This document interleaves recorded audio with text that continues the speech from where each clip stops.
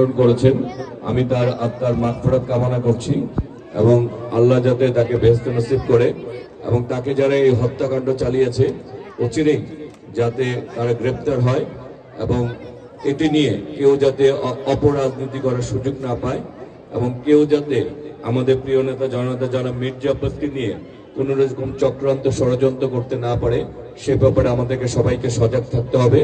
কারণ তিনি আমাদের মতো লাখো কর্মী তৈরি করেছেন, জাতীয়তাবাদী আদর্শের নেতা।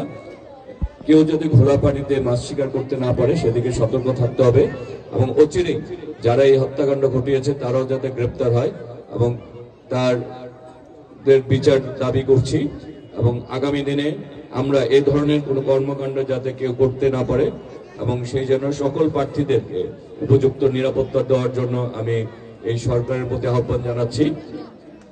আর আপনাদের প্রতি আবারও ভালোবাসা এবং শ্রদ্ধা জানিয়ে আজকের মতো বিদায় নিচ্ছি। আবারও হয়তোবা কখনো আপনাদের সাথে আমার কথা হবে, দেখা হবে। খুদা হাফেজ। বাংলাদেশ জিন্দাবাদ।